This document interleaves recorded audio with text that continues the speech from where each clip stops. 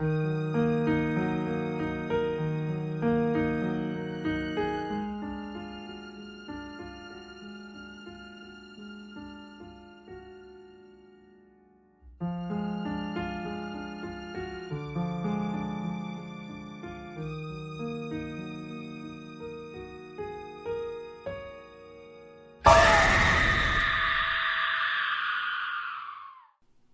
to Terror in Tandem, a podcast about finding entertainment in the macabre. Hosted by the knowledgeable and lovable Laura and Richard Mathiasen. Each episode, we discuss the horror genre, from books to film to TV and beyond. Sometimes even from the beyond. You can find us online at terrorintandem.com and on Instagram at terrorintandem. And that's where we are. You sounded surprised. What do you mean? You were like, oh, you can find us online. Okay. So fair enough. Laura does do all of our Instagram and postings because that is my most elderly quality, is I'm just completely inept with social media. One of your most.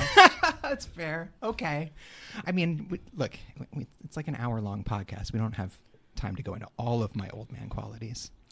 I mean, we could talk about your bed and your sleep and waking times. Which are early. Yeah, I know. Whatever. But like the point, I'm just bad at social media and also passing out in chairs. I kind of don't like it. But yeah, that'll happen. Yeah. With like a book on my chest, like a grandpa. He only eats pureed foods. That's okay. Now we're making stuff up. His teeth have to go in a glass next to the bed. That's by choice. So welcome to Richard's ailments. Yeah, I guess so. It doesn't have to be. We can. You know what? Let's switch track. Let's do a horror show instead. Richard's ailments. And yeah. Oh, I understand. Still horror. I understand the Cronenberg-esque body horror that is my aging body, but maybe we could talk about something else. Yeah. Can you just move that bucket of your CPAP machine soaking in salt water out of the way? Thank you. That's my sluice bucket. So yeah, hello everyone. Hello. We're going to talk about horror today. Hi everyone that hasn't turned this off yet. They won't. I mean, listen, I feel like if anybody ever wants me to speak to them again, they won't. We have to grow our audience beyond close friends and family. Listen, I'm going to tell this to our listener. You don't have to listen to every episode as a sign of friendship and tell me about it. You know, oh, I didn't listen to your episode yet this week. Listen, it's fine. It's fine. Counterpoint, it's not. Listen to it right now or we're not friends anymore. I appreciate true fans and I appreciate our friends putting in the effort and listening and supporting us. But I understand that some people don't listen to podcasts and they're only listening to our podcast because they're our friends. And we appreciate that so much. Oh, yeah. Always appreciate our friends. What we truly, truly love, though, and that's giving us energy right now, are people who are genuinely loving our podcast. You know what's really blowing my mind is the idea that people I've never met or interacted with before are listening to this and maybe enjoying it. Hi, by the way. Hello, new friend. Thank you. Yeah. Like... I'm sending the vibes out. Yeah. Just love you all. Yeah, exactly. Thank you so much for your support. And I'm flattered. Yeah. Yeah. I don't even want to listen to myself. You guys are known as the Terror Crew. Is that what we're calling them?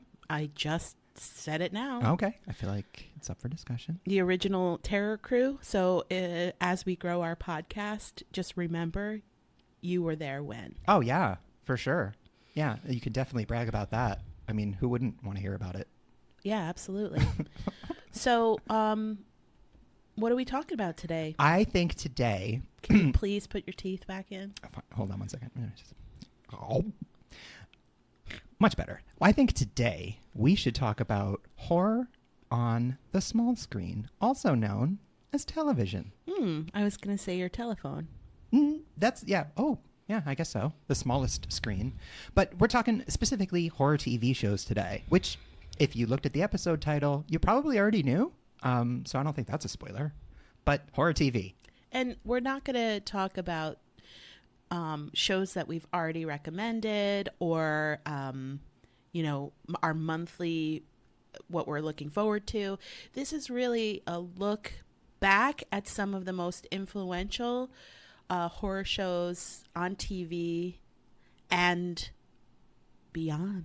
Yeah, one of the things I really like about doing this pod is it's forcing me to do there's a lot of self-examination there.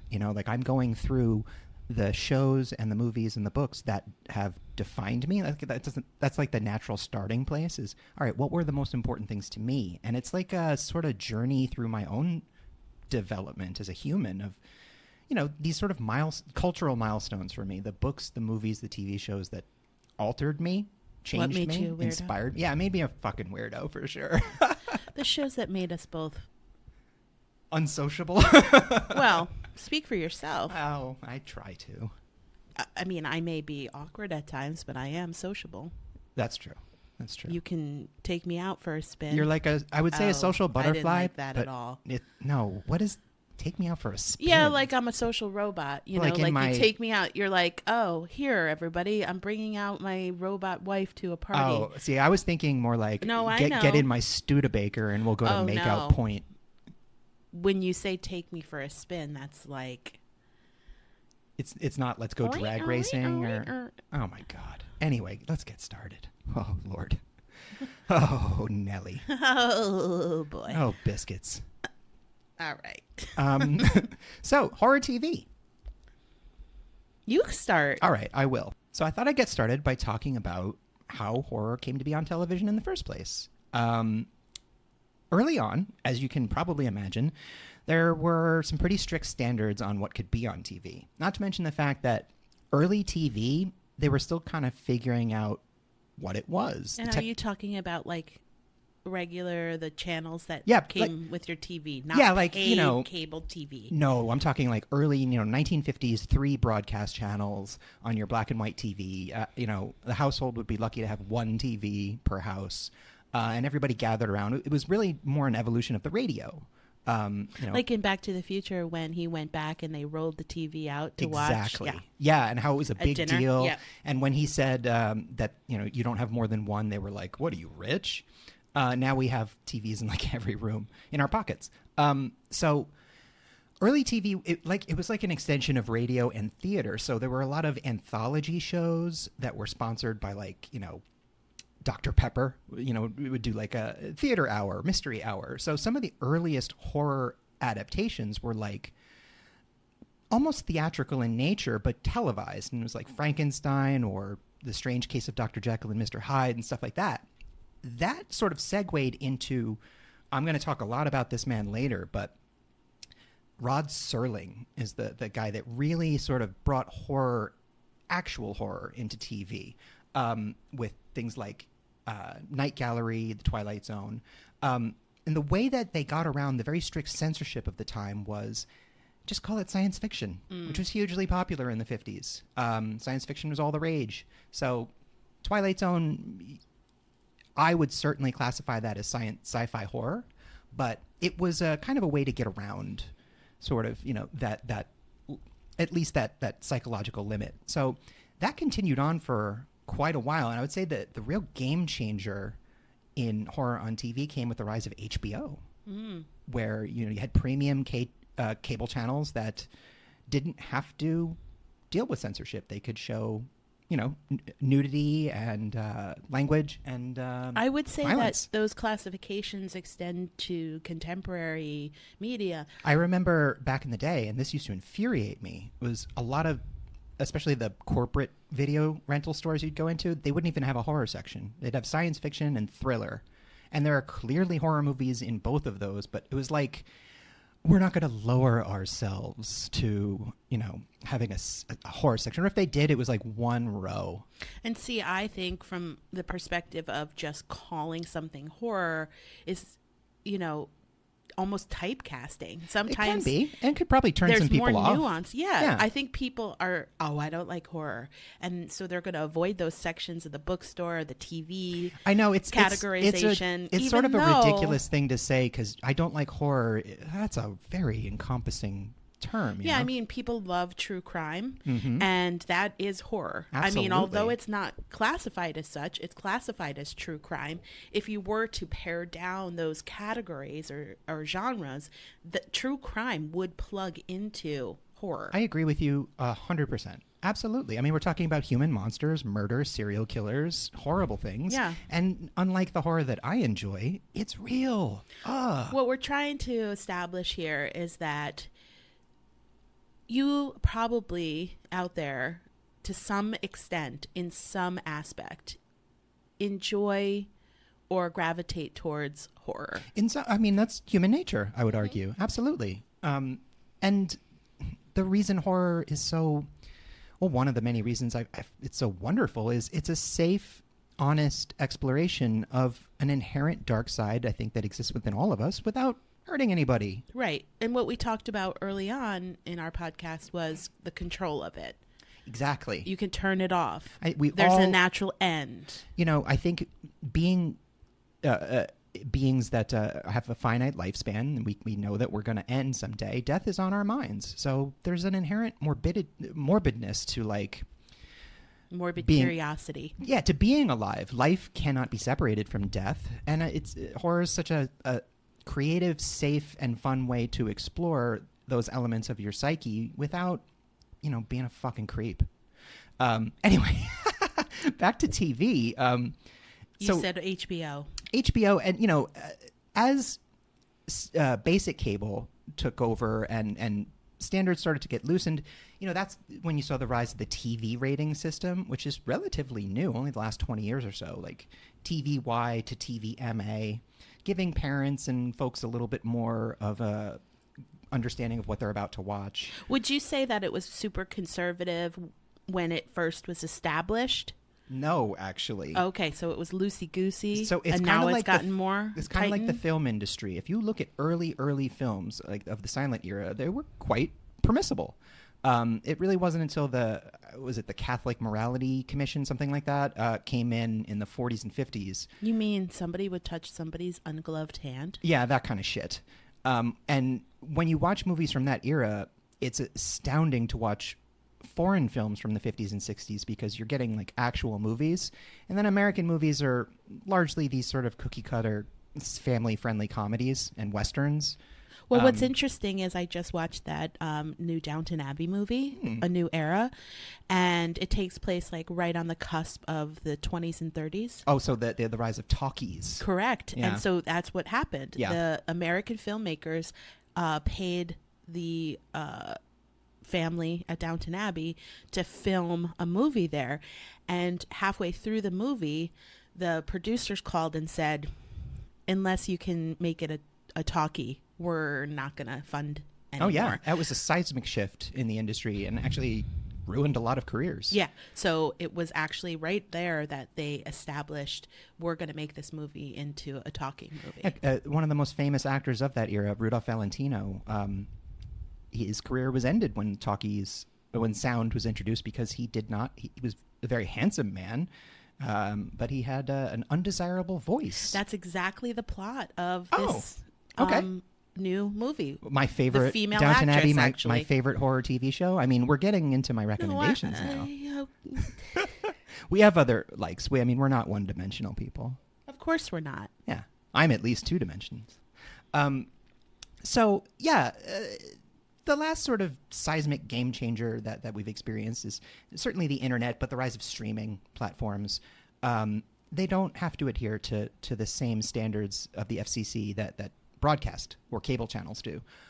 Because also, well, as you spoke about, these are the 3 channels. This is the programming. Exactly. You didn't have a choice. Now You there are turned the hundreds, TV on, yeah. and that was what it was. These other streaming services you pay for, and therefore you are voluntarily signing an agreement saying, I'm paying for this service. I'm going to engage with this content. And our culture isn't as homogenous as it once was in that there are now, maybe it never was, but at least now there are other interests and niches that are being programmed for, catered to.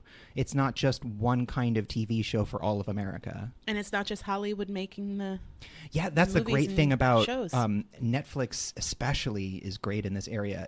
the access to international television and international horror TV has been so cool. I mean, to any of our younger listeners, that was not possible back in the day. Or if it was, you had to like go down into the city, down to Canal Street, and buy it bootleg off some weirdo who also tried to sell you like meth or something. Anyway, so I figure we can get into maybe some deep dive recommendations. Well, since we're talking about early TV, I'll go first with my recommendation because it's pretty early on. Let's do it. I'm actually going to give a little background of the original version, but then the version that I gravitated towards. All right. So, Alfred Hitchcock Presents. So, good evening. This was, it ran from 1955 to 1962. So, the original iteration of this series. There were a total of 268 episodes over 7 seasons. Wow. So that was late 50s to early 60s. That's no slouch. Absolutely. It was hosted by Alfred Hitchcock. It's notably has the profile of Hitchcock drawing. Yeah, his like at the silhouette. front. Yeah, and then he steps into it, which I always thought was so cool. The theme is the funeral march of the marionette. Dun dun dun dun dun dun dun. Dun, dun, dun, dun, dun, Yeah. dun, dun. So Hitchcock hosted and started each episode with a joke, a message from the sponsor, and then discussed the theme of the episode. In the original series, guest stars ranged from Robert Redford to Dean Stockwell and Charles Bronson. Oh, yeah. It was a real star maker. So this is what I wanted to talk about. It did change at some point to Alfred Hitchcock Hour. There were 93 more episodes. But then it was revived in 1985 on the USA Network for 3 years after NBC canceled it in the first year. I'm going to assume not hosted by Alfred Hitchcock. Well, they had him, coming out in still. They still brought out his original, and they colorized it to make it look like he was still hosting. So like nowadays when TV shows will very tastelessly put a CGI dead actor into an episode, this was like an early version of that? Yeah, so they basically That's colorized his original episode entries. It makes it even spookier that he's from beyond the grave, It was revived, and it was called Alfred Hitchcock Presents. Not again. It was just called Alfred Hitchcock Presents. Which is a neat trick, by the way, because he was quite dead. The format of the revived series, like I said, was similar to the original. Short, half-hour stories with a twist. Acted by well-known performers. And bookended appearances by Alfred Hitchcock. So the Color Systems Technology Limited were hired to colorize the original Hitchcock sequences so they wouldn't visually jar with the color episodes of the 1985 reboot. Oh, wow. I honestly don't know how I feel about that because I enjoy the black and white episodes. Well, so I originally watched the 85 when I was coming up. And that piqued my interest that I did end up going back and not watching all 268 episodes of the original, but I did watch some of them. And I know. They're very interesting. It's definitely a commentary on human behavior. It's also 60 years, 70 years old. Yes. So we're looking at a time that's a bit different. There's one very famous episode of the original series called Back for Christmas. And basically this man is quote unquote digging a wine cellar in his basement, but he's not. He's digging a grave for his wife, and he kills her and buries her in the grave and then takes this vacation. And honestly, the only reason that he kills her is because she basically is in charge of planning things and arranging things and, reminding him, don't worry about it. I've already packed your bag. I guess maybe he feels that he doesn't have any autonomy or independence. So basically, a man-child whose wife has made his life possible starts to resent her for that. Wow. So he kills her, and I've he never goes heard on that this before. vacation alone. Guys are And great. what the twist is, because she kept saying, "Oh, we'll be back for Christmas. We'll be back for Christmas." The twist is he gets a telegram on vacation, which is a bill, an invoice for work that is currently being done in his cellar that's converting it to a proper wine cellar. So they're digging up the entirety of the cellar. Whoops. So what he wanted, his desire was, I want to build a wine cellar. That's what his wife thought. So she made it happen. He didn't want to. He wanted to kill her and bury her. And now, because of that, he's found out. It's like a Greek myth. Yeah. Yeah. The ironic punishment. I love it. But back to the Fuck 85 that guy. series. After NBC dropped it, and it was on the USA Network, it had 3 seasons, eventually canceled after 76 episodes. And one of my favorite episodes is called The Man from the South, and it's starring Peter Lorre and Steve McQueen. Oh, shit, yeah. Yeah, and it's adapted from a short story written by Roald Dahl. Wow. The episode starts with the narrator, while on vacation, meeting an elderly Peter Lorre named Carlos. Peter Lorre. Yeah. Carlos meets a young American cadet, played by McQueen, and offers to bet his Cadillac against the American's left pinky. So he says, I will bet you my Cadillac and you up your pinky. We call If that you Yakuza Yahtzee. Yeah. If you can't light your lighter 10 times in a row. So, of course, McQueen takes the bet. He wants the Cadillac. They go up to his room. McQueen's wrist is tied to a table. After the 8th strike of the lighter, successful strike, a woman bursts in the room and forces Carlos to drop the knife. She explains that he's disturbed, and she reveals by taking off her gloves that she only has one finger and one thumb attached. Ugh. Because she's lost this game many times before. And she kept going back, huh? I guess so. Maybe it was Eee. something else. Yeah. So I thought that was, like Ugh. a really dark episode. But Yeah. I was very intrigued by that series. It really was, Tell me that's not dark. horror. Yeah. Come on. It was dark humor. It was a commentary on people's behavior. That was my favorite thing about Alfred Hitchcock Presents was the grand guignol campy quality of it, of Yeah. how he's gleefully talking about, murder and deception, and he's got a guillotine and like Yeah, and it wasn't overt violence. No. There was no blood. no, it was mostly implied. Yeah. But just the joy Most he of took. the violence happened off screen, or just like a raise of a weapon and then a cut to the person's body. I mean, in the tradition of like Patricia Highsmith and Agatha Christie, Patricia Highsmith, who famously wrote for Alfred Hitchcock, he was presenting an image that was unashamed to be into the macabre, and that was rare at this time. It wasn't always rare, but at this time it was. America sort of, it's cyclical. Like it was permissive, then it was restrictive, it got permissive again, and guess where we're headed now. Yeah, so these are short episodes, and check them out. Oh man, that's such a great recommendation. I love that. I love that so much. Let's take a break. Oh, let's do it.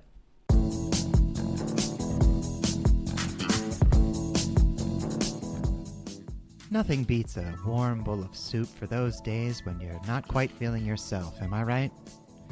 Well, the demons wearing your body like a rotting meat suit may be legion, but there's only one thing they're craving on an excellent day for an exorcism. Why not treat yourself, and everyone inside you, to Reagan's Home-Style Pea Soup? Every serving of Reagan's Home-Style Pea Soup contains all the nutrients both your body and the archlords of hell inhabiting it need to survive another night chained to your bed. Holy water burning your skin? Well, not only is every bowl of Reagan's Home-Style Pea Soup delicious and filling, but it's also a salve for divine burns on your corrupted flesh. Rub a little pea soup on it, my dad used to say. And my dad was the devil, so he would know. Reagan's home-style pea soup is designed to be absorbed quickly, so don't worry about artillery barfing all over those mean old priests. Your hideous human flesh will still feel satisfied, no matter how much of it ends up on your mom and that priest you might have, but definitely did just kill with your mind. Reagan's home-style pea soup. Just like your mother used to make before she sucked in hell. This is a fake ad for a fake product on a horror-themed podcast. We do not condone nor endorse becoming possessed by demons and murdering exorcists, no matter what your mother does in hell. Welcome back, everybody. Hi. Hey. You're up. Oh, my goodness. Well, all right. So I feel like I'm going to stick with the chronological style here. Since you started old, I am going to start old, too. With The Twilight Zone, the original. Also been... Yeah, another iconic opening theme. I was wondering, like, should I recommend a show that is this old? I know it's younger than what you just did, but I went back and watched a few just to make sure that they still held up, and oh boy, do they ever. So it was made into a film in 1983, quite notoriously. It's a pretty good movie, but I'll let you look up the controversy yourself. It's a bit disturbing. So the show ran from 1959 to 1964. It was created by the great Rod Serling, who wrote the bulk of episodes, but it was also written by authors such as Ray Bradbury and Richard Matheson. Two of the most... You always mention him. He's one of my favorite authors, and two of the greatest science fiction horror writers of all time. So the thing about The Twilight Zone is it may not necessarily be jump out of your seat scary, especially by today's standards, but what it does so well is instill a sense of dread and of cosmic insignificance. So this is taking place, it's being filmed during the space race, during the Cold War.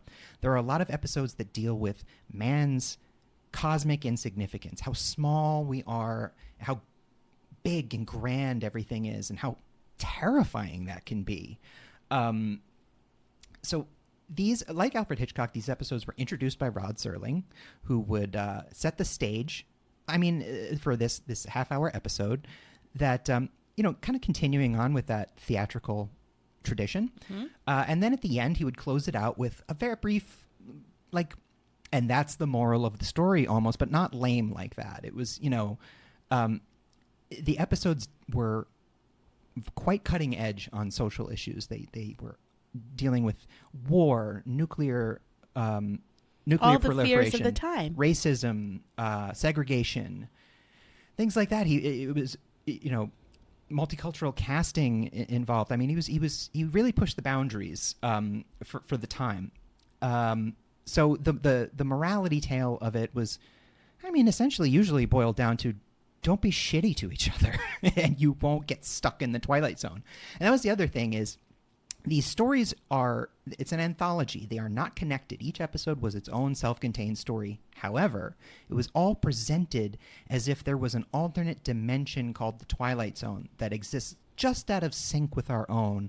And the stories usually involved people slipping into it or falling into it or finding themselves in it. And that often meant that uncanny valley experience of this looks like my hometown, but there's something very wrong here. So if you're into it, if you're interested, they're all streaming on Paramount Plus. Well, one of the more memorable Twilight Zone episodes for me is Nightmare at 20,000 Feet. Oh, for sure. With William Shatner. Yep. So he's on a plane and he sees a gremlin on the wing. But no one believes him. Nope. And he starts to go really nuts. Well, in his mind, if he doesn't stop this thing on the wing, they're all going to die. So in the passengers' minds, if this crazy guy opens up the emergency exit, we're all going to die. Yeah. I'm going to quickly mention a few episodes. There's Living Doll, which is the Talkie Tina doll. Yeah. Definitely the inspiration for Child's Play. It's an evil doll that starts talking to the stepfather, who is the real monster of the piece. Honestly, he's an abusive bastard of a husband and stepfather. And this doll starts to say things to him like, "My name is Talking Tina, and I don't like you very much." Mm-hmm. And then it threatens to kill him. And The original Chucky doll. pretty much, yeah. And Time Enough at Last is another classic episode with Burgess Meredith surviving a nuclear war. It's a Good Life, one of the most famous ones with the evil kid. yeah, the 6-year-old who has godlike powers. And that actually, it's interesting, it stars Cloris Leachman as his mother. And rare occasion to see Cloris Leachman not super old. I mean, she's, like in her 40s, but it's, I think of Cloris Leachman primarily from like Young Frankenstein and things like that. And she's just playing a terrified She mother. had a whole career in life before we were on the scene. I know. What a legend. What an absolute legend. But yeah, The Twilight Zone, it's just, there's no other show, and none of the revivals have been able to capture that sense of, is there someone looking over my shoulder? Is there someone just outside of my peripheral vision? Am I really here? And the big questions. And just, it always left me feeling a little unsettled. It's also a commentary on how humans behave when there's an other. Yes. Oh, God. Are they going to come together? Are they going to go against each other? Are they going to embrace? Are they going to shelter, reject? The Monsters Are Due on Maple Street. Those both deal exactly with that. People, how quickly we turn on each other. The thin veneer that is civilized society. Like there is one that's like, which one of us are Martians or something? Yeah, that was The Monsters Are Due on Maple Street. Maple Street, which we talked about in an earlier episode. And just before we go, the After Hours with Anne Francis about the department store with the mannequins. That's another favorite of mine. That's got a twist I don't want to reveal. But yeah, they're all on Paramount Plus, and I can't recommend it enough. It is. Listen, I wasn't alive in the 60s. I wasn't even a faulty prophylactic in my father's wallet back then. So it's pretty far out of my experience, but I really feel like there's something in there for anybody. Great. So next up for me is Twin Peaks. Oh, shit. Wow. Sorry. So Twin Peaks, for those of you who don't know, is a 2-season TV show created by Mark Frost and David Lynch. A homecoming queen named Laura Palmer is found on a beach in the town of Twin Peaks, wrapped in plastic. FBI agent Dale Cooper is called in to investigate, played by Kyle MacLachlan. Nothing in Twin Peaks is as it seems, even the owls. If you know, you know. Especially the owls. Everyone's shocked and shaken about the murder, and then town secrets become revealed, including the mystery of this place called the Black Lodge. It's crime, mystery, sci-fi, horror. It's very dreamlike. It's David Lynch. It was unlike anything on TV at the time. I would argue, and since. I had to wait. I watched it with my parents. I had to wait each week for a new episode. And then, as the end of the season, we didn't know what was happening. It's crazy how much cool shit your parents got you into, where my parents were, it was the opposite. I had to sneak stuff like that. It was artistic, emotional, strange, dark humor, and very, very scary. Oh, it's so Notably, good. Bob is so scary. I remember when we first got together and you watched it, because you hadn't watched it. I had not watched it. I was not allowed to watch it when I was a kid. And then I just sort of, I don't know, I've seen all of David Lynch's movies. I just hadn't gotten to it yet. I think I was asleep when you watched the episode of Bob crawling across the bed. Jesus. And you woke me up and you were like, that is so scary. Yeah. I am so scared. It is a very scary scene, but it leads up to it. There are a lot of strange things that happen.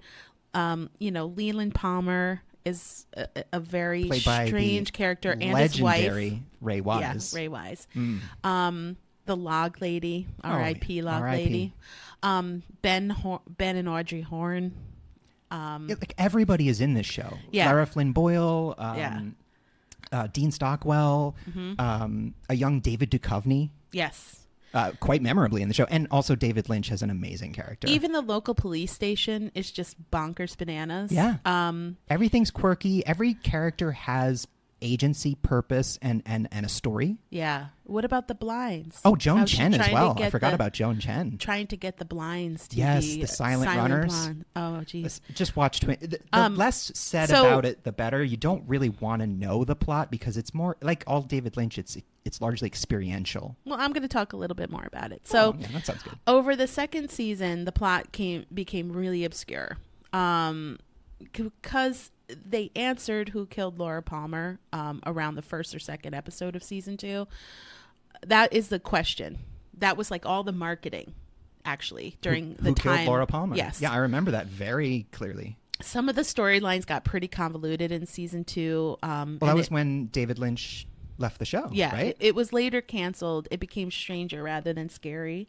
In 1992, Lynch made Twin Peaks Fire Walk with Me as an answer to serve as a prologue to the season 1 murder of Laura Palmer.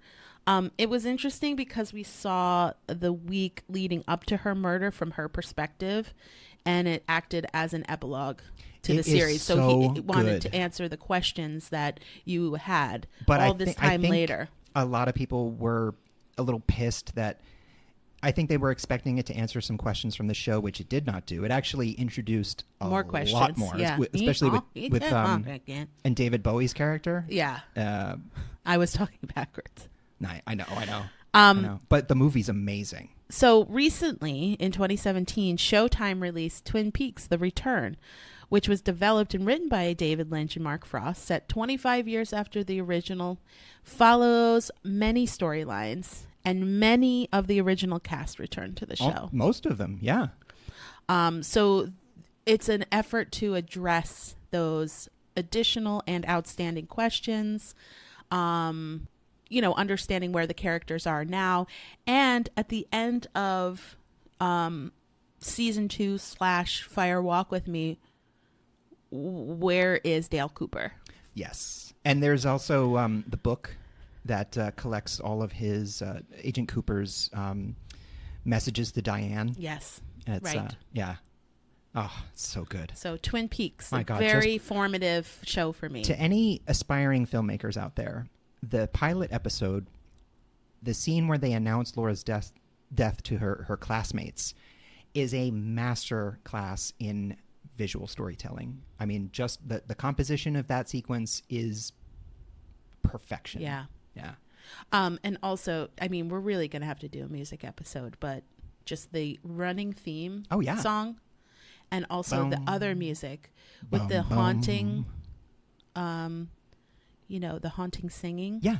Yeah. It's all that Lynch uses sound very effectively to put you even off that balance. Sort of like dancing melody when it takes place in like, the Black Lodge or at the mill. He's excellent at bringing Audrey's theme almost. What I feel like David Lynch is masterful at bringing you to a state of heightened anxiety without you even realizing it's happening until he pulls the rug out from under you and you're like, Jesus Christ. Or the curtain. Yeah, or the red curtains. Curtain. Yes, of course. Is it me? Yeah. Ooh. All right. My next one, again, this is like around the same time period. I'm going with Tales from the Crypt. Now, this is this is one of my formation shows. I had a host.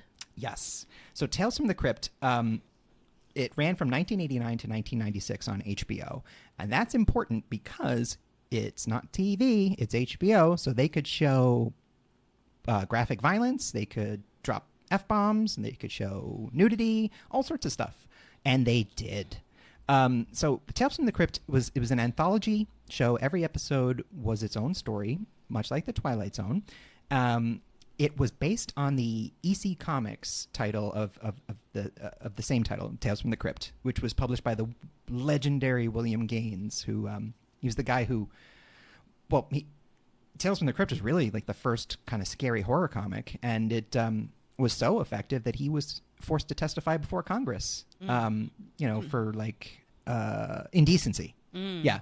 So, and he also was the guy who took Mad Magazine from a column to an actual magazine. So this guy was the shit.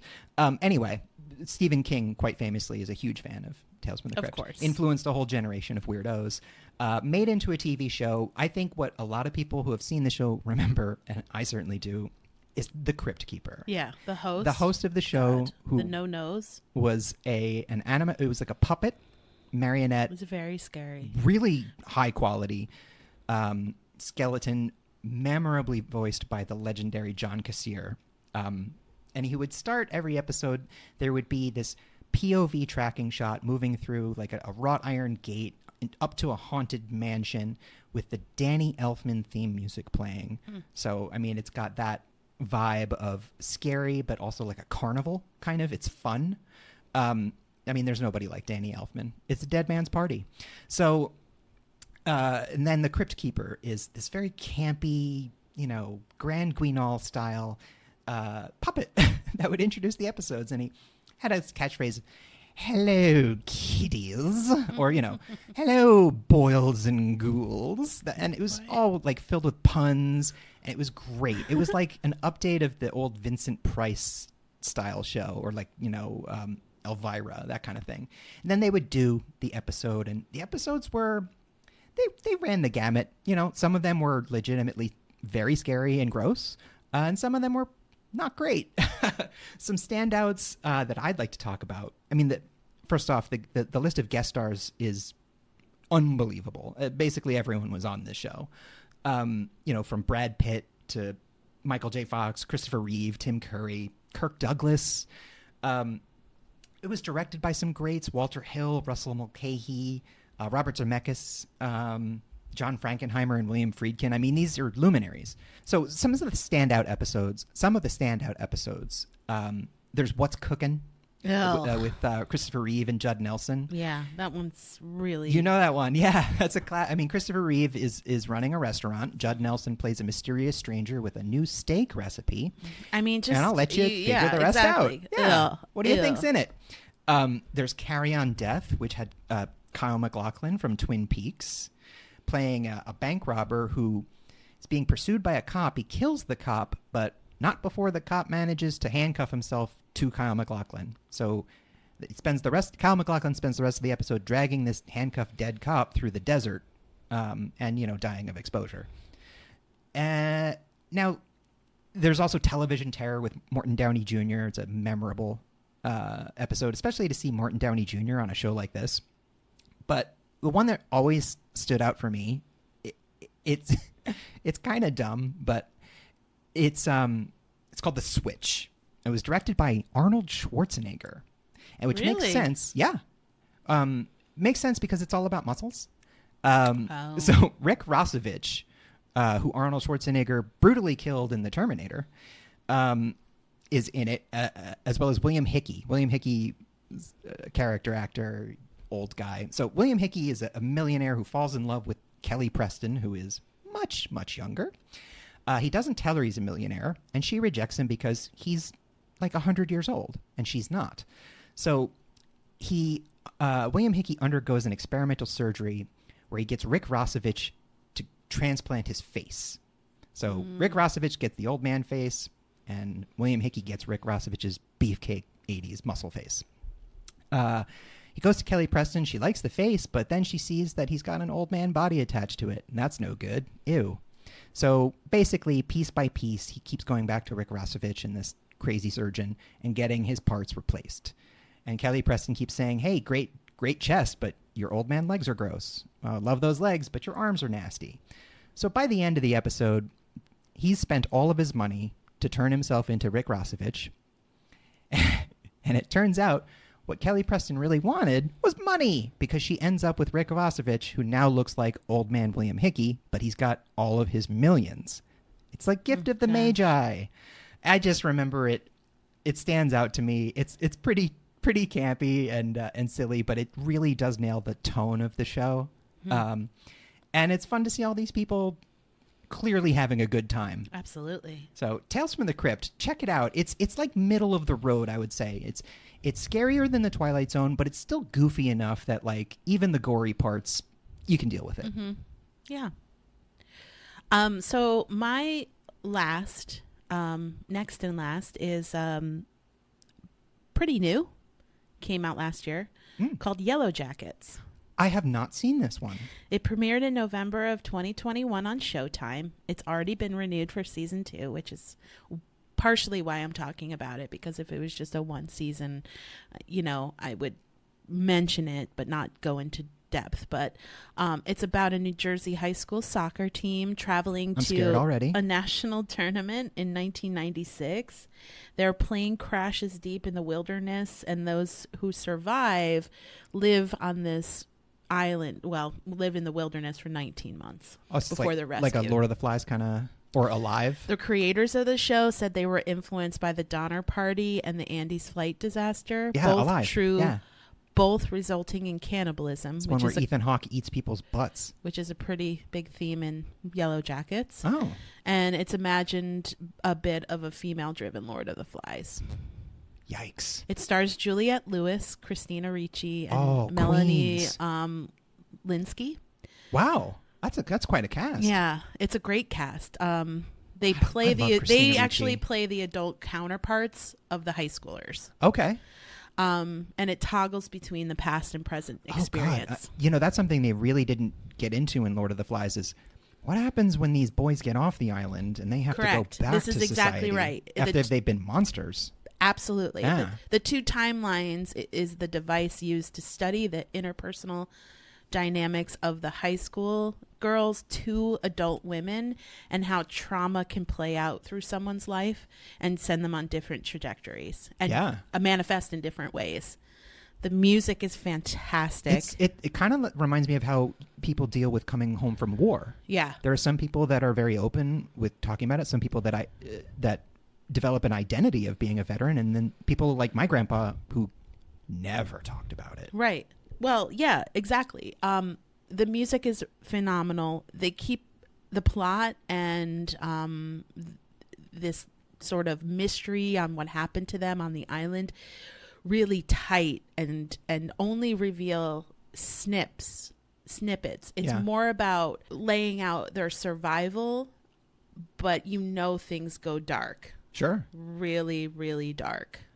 And there are only a few of them that come back. I mean, I don't remember the original total of how many girls or people, not just girls, because there was a coach. Well, once you said cannibalism, like I figured not everyone was getting off the There's island. like a ball guy,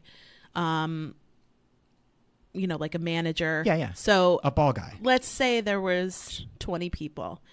We're really only getting insight into 5 people in the adult world. Okay. So a big portion of those, are they dead? Are they unreachable? Who knows? Did they survive and then die? Unknown yet. Yellow Jackets. It's so nice. great. There is a lot of buzz around that show. Yuck. Oh, we can cut that. No, I liked it. Shit. Let's leave it in. Do you think I would like it? Sounds pretty cool. I mean, it's amazing and scary. I like and amazing, weird scary and things. Strange. And I like Juliette Lewis and Christina Ricci. Yeah, Christina Ricci's character is... She is so awesome. I'm glad that there's been a little bit of a more attention paid to her, because she's an actor that I feel like she's never gotten her due. She's so talented and cool. Anyway. Your last. My last one. So I have increased the intensity here from the Twilight Zone to Tales from the Crypt to my last one. This is not for the faint of heart or stomach. It's a rough one, and it is Hannibal. Oh, it's so good, everyone. I mean, it might be one of the best TV shows I've ever seen. Could have also spoken on this. Yes. It is. We fought long and hard. It was awful. It is I know you're going to talk Many about Boffins it, but I can't tell you. It feels, if you were to ever equate a television show with coming out of like a drug-induced state of mind or like a dream state, this would be it. Funny you should mention that. That plays quite heavily into the plot of the show. Yes, Hannibal. So by the title, you can probably guess who it's about. It's about Hannibal Lecter, one of the most famous and well-known horror villains of our time, and really was invented in the 80s. Did Richard Harris, that's the author? Yes. Did he model It's Thomas him? Harris. Thomas Harris. Richard Harris was the actor. Yeah. Did he model his character after Jeffrey Dahmer? No, he did not. No. So Hannibal Lecter is, I think most people know he's made his premiere in the 1986 film. Well, actually, he made his premiere in the 1981 novel by Thomas Harris, Red Dragon. So he's a very sophisticated serial killer, with taste and style, and he eats people and cooks them and eats them. He's a cannibal. Yes, but Hannibal of the highest cannibal. order. He doesn't just gnaw into people. He'll make like a beautiful 5-course meal out of the mailman. So Hannibal Lecter was actually, for a very long time, Thomas Harris never revealed the inspiration. So homicide detectives and forensic psychologists would throw out guesses every once in a while. Jeffrey Dahmer, Ed Gein, H.H. Holmes, things like that. So at the 25th anniversary of Red Dragon, Thomas Harris did reveal that he based Hannibal Lecter on a real person, a Mexican doctor that he met while as a journalist doing a story in a prison, named Dr. Alfredo Bali Trevino. What kind of doctor? Well, he was just sort of a general practitioner. He wasn't a surgeon or anything? Well, he had some skills, but he wasn't a surgeon, no. He was known as Dr. Salazar in the prison, and Thomas Harris was in Mexico as a journalist in the 60s, as a young man, doing a story on an American in this prison who was there for murder.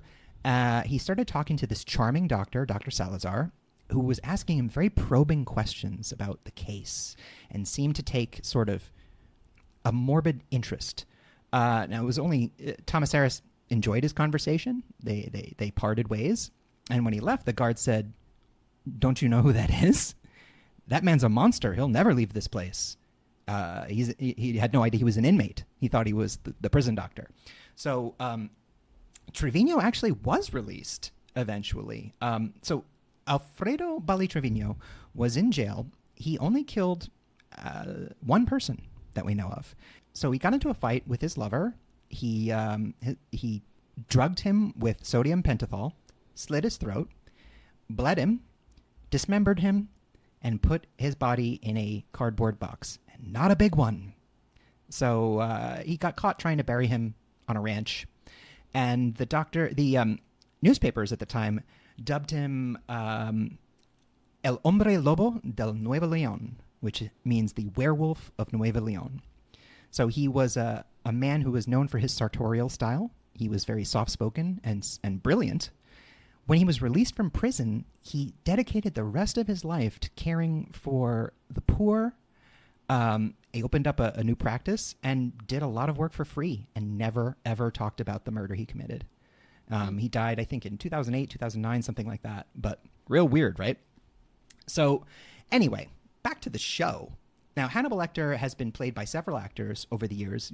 Was originally played by Brian Cox in the film Manhunter, which is awesome. You should definitely check it out. Anthony Hopkins has certainly the most famous interpretation of the character, winning an Academy Award for 1991 Silence of the Lambs, despite only being on screen for like 20 minutes or so. He won an Oscar for it. And did an amazing job. Oh, yeah. But when we do talk about Hannibal TV show, I feel like that is who I think of now. Certainly. Every actor that's done it has done their own twist on it. Mm-hmm. Brian Cox was sort of languid, and you could really, he drew his words out, and he sort of gave this affectation of being almost bored with how blasé life itself is. Anthony Hopkins played him as a Svengali, almost Cagliostro, who could literally talk people into swallowing their own tongues. And then, reprised that in the movie Hannibal, then later in Red Dragon, which was a remake of Manhunter. Just Brian Cox's Succession, just to show that. Oh, yes. Yeah, And so that in context people know. He's basically like every he's other the fucking patriarch movie ever. and He's in like Succession. a billion movies. Yeah, of course. But no, like for our audiences, it might be like, who's Yeah. Brian Cox? He's That's awesome. who it is. And then also played by the late Gaspard Ulliel in 2007 in Hannibal Rising, which was not the best interpretation necessarily. It wasn't that well received. But the difference with the show, now the show was created by Brian Fuller, who So good. amazing So good. creator, did Pushing Daisies, Dead Like Me, Heroes, Those are great. wrote a shows. lot of great Star Trek episodes for Deep Space Nine and Discovery. So the show focuses on characters from Red Dragon primarily. So Will Graham, played by Hugh Dancy, is an FBI profiler with some troubles. Meow. Yeah, sure. Hugh Dancy is, you know him, you love him. He's married to Claire Danes. Oh, really? Yeah, That's cool. They've been married for quite some time. Love Claire Danes. Love Hugh Dancy. He's fancy. Dancy Danes. So The Dancy now, Danes party. The real star of the show is obviously Hannibal Lecter, and that is played beautifully by Mads Mikkelsen. Now, Your crush. Brian, yes, I do have I mean, he's Mads Mikkelsen. He's incredible in everything he's in. He is the coolest looking dude. His interpretation of Hannibal is so Amazing. So likable. Brian Fuller really had to fight Gross. to get Mads Mikkelsen on the role. NBC wanted John Cusack, which That would have been very different. no disrespect to John Cusack, but Very no. different. Very different. And once you've seen Mads Mikkelsen in this role, you can't see anyone else in it. Even just the tempo of his speaking voice, Now the show, because it's very hypnotic. and he's also the first Hannibal Lecter to speak with an accent, because the character is originally, I believe, Lithuanian. And I don't know if she pronounces it Gillian or Jillian, but Gillian Anderson. Gillian Anderson, I believe. Yeah, she's on. Lawrence Fishburne is on the show. Who knows? She sometimes talks with a With an British accent, Yeah, that's and sometimes weird. doesn't. I Yeah. know. So the show it's extremely graphic. It is almost like So watching. graphic. This is not for the faint of No, heart. trigger warning. It's gross. Now Hannibal Lecter Mads Mikkelsen plays Hannibal like the most charming, sophisticated rich guy you've ever met. Mm-hmm. He is the finest of everything. He knows everything, and he shows a deep, probing interest in people that just draws people to him.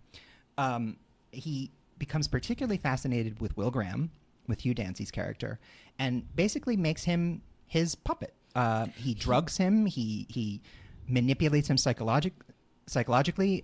Mads Mikkelsen, Hannibal Lecter, is called in by the FBI to assist in their cases because they have no idea he's a monster. And he uses that opportunity to get information and to really fuck with Will Graham.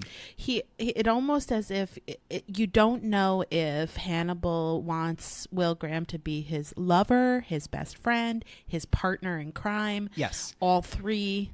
Mads Mikkelsen plays Hannibal Lecter like a dark god in this. He's almost larger than life. He has powers of manipulation and persuasion. A lot of the show centers around cooking, and the cooking scenes are magnificent. Yeah. His preparation of these intricate dishes, it's really shot like a cooking show almost, or a movie about a chef, in that it's sumptuous and colorful, and you really see the sizzle, and you can almost smell the food. It's like ASMR. Well, ASMR? But also a visual ASMR. Almost. It's beautiful. ASMR. If you didn't know what the protein was, you would want to eat this. And people do. Well, that's the thing is, so Hannibal Lecter has dinner parties where he invites, these people from the FBI and other people over, and he feeds them these meals that he's prepared.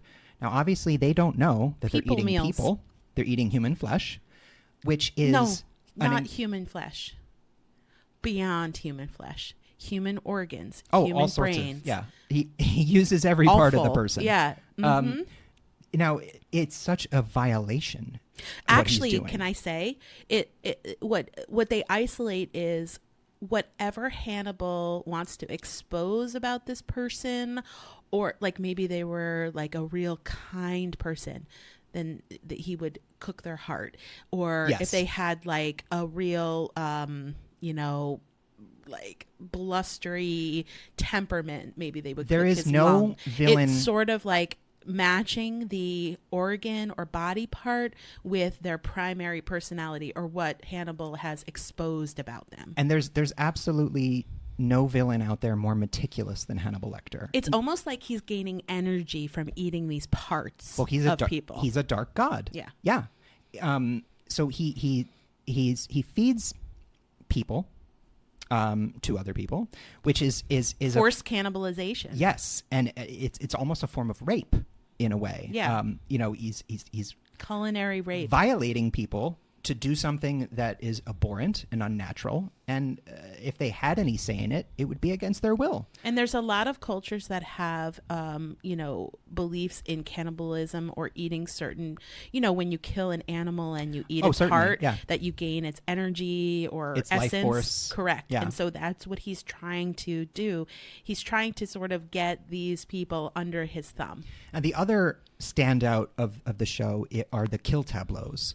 The way that Oh, Hannibal that's very hard to leaves the watch. bodies to be found, he creates works of art with them, and they are,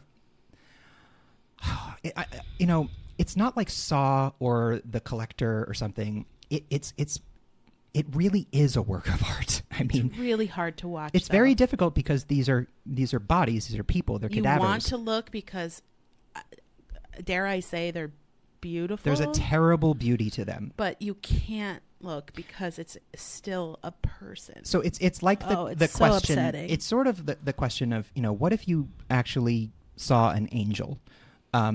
Sometimes we think of angels as being beautiful and resplendent and having wings and halos and harps. In the Bible, they have, many eyes and wings and terrible powers, They're and very frightening. to even see them it's to like incinerate. They also carry out God's will in destroying cities and butchering millions and flooding the planet. So it's the concept of a dark god who might be beautiful and seductive and have power, but do you really want to meet them? Mm-hmm. No. The worst thing that could ever happen to you is that Hannibal Lecter notices you. Yeah. Even if he doesn't kill you, he's going to find a way to make your life a living hell. So the kill tableaus are intricate, they're ironic, they are beautiful, horrifying, very hard to watch. Consistently, I would ask the question, how the fuck did they get away with this on Yeah, NBC? I know. And the answer is they didn't forever. It got canceled after 3 seasons. Just as it was moving into adapting some of the later books, they introduced the character of Mason Verger from Hannibal. Oh yeah, the with the pigs. psychiatrist. With the pigs and the fucked Oh up right. face. Yeah. That psychiatrist too, though, the prison psychiatrist. Yes, or the whatever prison. he was. Yes, exactly. Um, Listen, Hannibal is This is not for the faint of heart. You really need to be well versed in horror. It's also to watch the show and appreciate it. It's a show that it demands a lot from the viewer. You can't have this on in the background. You really need to watch this, commit. It's not a bingeable show. It's many layered. There's It's lot gonna going give on. you nightmares. It is one of my favorite shows of all time. There's talk of reviving it on streaming, to cap it off, and that may happen. I hope it does. Mads Mikkelsen and Hugh Dancy have both said they're super into it. So Hannibal, can't recommend it highly enough. It is just Obviously, we top-notch. both. Top-notch. Sorry, I'm just like very enthusiastically chatting about it too. Never apologize for that. I love it. I know this was yours, but It's ours. oh, So yeah, those are our deep dives, and I know you wanted to give a couple quick mentions. yeah. I wanted to just briefly touch on horror soaps, which I Horror coined soaps. that. Yeah, Nice. horror soaps. I call them like night soaps. Which in a previous episode I mentioned Dark Shadows, Welcome which is to actually night soaps. a horror soap Yeah, opera. literally. But these are sort of a little bit like more sexy, little romantic, but still dark A lot undertones. of like melodrama. And ones that I've watched and enjoyed and have many seasons and are bingeable, Vampire Diaries, Supernatural, which is, I think, still happening. No, Supernatural's done, but they are doing a prequel show about their parents. Yeah. I think Jensen Ackles is serving as the narrator. Yeah, and I think they're both behind the camera. Maybe. Yeah. And True Blood. So Vampire Diaries, Supernatural, and True Blood, I would say, are really great bingeables, horror soaps that you can just sort of, as Richard mentioned, you can have on in the background. Yeah, they're bingeable. They're fun. If you miss a plot point, it's you can pick it up. Yeah, they'll repeat it. Yeah, for sure. But I enjoyed all of those. I watched. I don't enjoy them maybe as much as you do, but there are some episodes, especially of Supernatural, that are the real deal. Oh, yeah, they're scary. Legit scary, violent. They're fun. And really, the brother dynamic on the show is great. Yeah. And there's a lot of, it went on for maybe 14 seasons. Yeah, it's a solid, these are all solid B shows that are a lot of fun. They're great, entertaining. So I just wanted to give a shout out to those. I want to give a quick shout out to a couple of shows. There's 30 Coins on HBO is a Mexican show. No, excuse me, a Spanish show by the great Alex de Iglesias. There's a second season coming out. If you've ever seen anything by Alex de Iglesias, like Day of the Beast or Santa Sangre, then you know it's completely fucking bananas. It's a crazy show, but it is so entertaining. It's very Catholic horror influence, so like demons, and there's a whole subplot with like an evil sect of the Vatican. I love that shit. Also, the new Creep Show, which I'll admit I haven't had a chance to watch yet, but I've heard wonderful things about on Shudder. And Channel Zero by it's a Nick Antosca did that one. He's the writer of Antlers. That's an anthology. All the episodes are on Shudder. It's different from Tales from the Crypt because each season is one story. So not every episode, but so like one season is one storyline. Then the next season is a completely different storyline with different actors. So like American Horror Story, but they don't reuse actors necessarily. It's really good. With streaming, there's a lot of options out there. There's Hellbound, the South Korean show on Netflix. Tons and tons of stuff. Really, whatever you're into. Absolutely. Well, enjoy your TV watching, and thanks for joining us as always. It's going to be raining here today, so maybe we'll binge a little TV. Maybe. Who knows what day today is? Who knows where the day will bring us, except hopefully in tonight. We'll see you next time. All right, see you next time.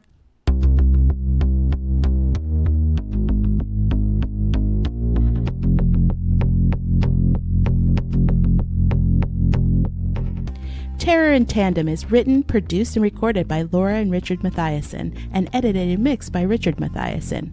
Our theme was written and performed by Carrie Denver, and all other music was written and performed by David Hispanic. All opinions expressed on this podcast are our own and should be taken as such. Thanks for listening, and please remember to give us a like, a review, and subscribe wherever you get your podcasts. See you next time. We're